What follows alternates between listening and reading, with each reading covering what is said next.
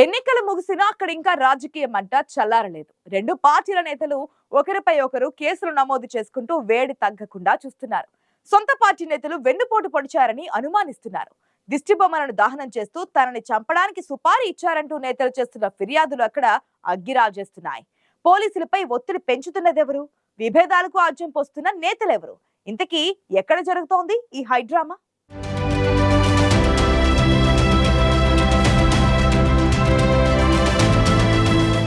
తెలంగాణ రాష్ట్ర వ్యాప్తంగా లోక్సభ ఎన్నికలు ముగిసినా ఆదిలాబాద్ పార్లమెంటు పరిధిలో రాజకీయ వేడి మాత్రం చల్లారడం లేదు.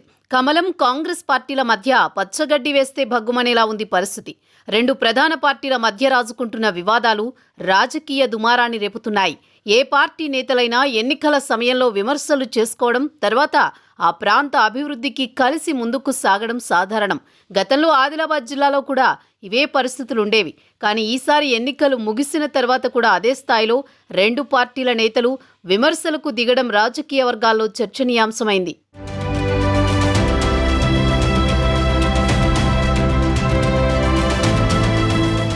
పోలింగ్ రోజు ఆదిలాబాద్ ఎమ్మెల్యే పాయల్ శంకర్ కాషాయ కండువాతో పోలింగ్ బూత్కొచ్చారు. అక్కడే ఉన్న కాంగ్రెస్ పార్టీ మహిళా నేత కంది సాయి మౌనరెడ్డి ఆయన్ని అడ్డుకుని పార్టీ కండువా ఎలా వేసుకుంటారని నిలదీశారు. దీంతో మాటామాటా పెరిగి పోలింగ్ బూత్ దగ్గర స్వల్ప ఉద్రిక్తత తలెత్తింది. పోలింగ్ తర్వాత కాంగ్రెస్ పార్టీ నేతలు పోలీస్ స్టేషన్లో ఫిర్యాదు చేశారు.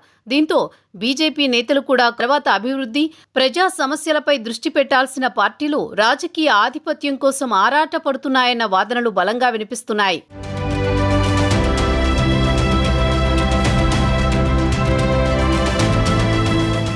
కాంగ్రెస్ బీజేపీ వివాదాలతోనే ఆగలేదు ఆదిలాబాద్ రాజకీయం. కాంగ్రెస్లో అంతర్గత కుమ్ములాటలు కూడా రోడ్డెక్కేదాకా వచ్చాయి.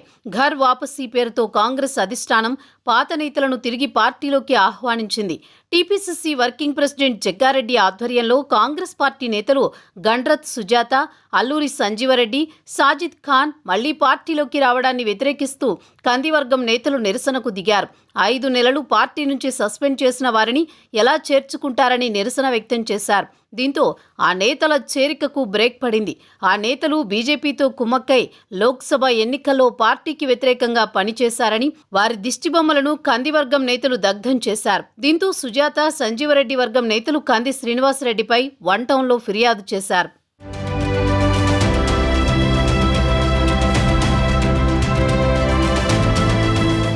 బీజేపీ కాంగ్రెస్ మధ్య రచ్చతో పార్లమెంట్ ఎన్నికల తర్వాత బీఆర్ఎస్ పార్టీ నేతలు పూర్తిగా సైలెంట్ అయిపోయారు. ఇన్నాళ్లు బీఆర్ఎస్ కాంగ్రెస్ మధ్యనే పోటాపోటీ అన్నట్లుండేది రాజకీయం. ప్రస్తుతం కాంగ్రెస్ బీజేపీ మధ్య ఫైట్ నడుస్తోంది. ఎన్నికలకు ఒకరోజు ముందు మాజీ మంత్రి జోగురామన్న పాన్ గ్యాంగ్ అంటూ వివాదాస్పద వ్యాఖ్యలతో రాజకీయాలను తనవైపు తిప్పుకునే ప్రయత్నం చేసినా పెద్దగా ప్రభావం కనిపించలేదు. పార్లమెంట్ ఎన్నికల్లో డీలాపడ్డ పార్టీలో ఊపు తెచ్చేందుకు జోగురామన్న ముమ్మర ప్రయత్నాలు చేశారు. బీజేపీ కాంగ్రెస్ మధ్య తలదూర్చకుండా ప్రజల మద్దతు కూడగట్టుకునే ప్రయత్నాల్లో ఉన్నారు బీఆర్ఎస్ నేతలు.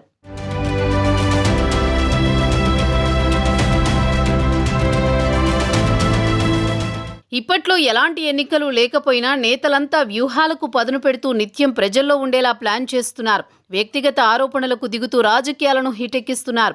ఏ చిన్న అవకాశం దొరికినా రాజకీయం చేస్తూ పొలిటికల్ ఇమేజ్ పెంచుకునే ప్రయత్నం చేస్తున్నారు.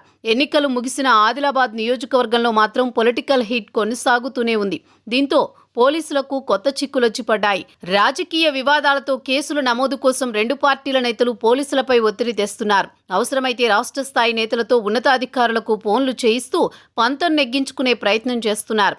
ఆదిలాబాద్లో పొలిటికల్ హీట్ పెరగడంతో అలర్ట్ అయిన పోలీసులు వివాదాస్పద నేతల కదలికలపై ప్రత్యేక దృష్టి పెట్టారు. మరి పార్టీల మధ్య ఏర్పడ్డ ఈ వివాదాలు సద్దుమణుగుతాయో లేదంటే మరింత జటిలమవుతాయో చూడాలి.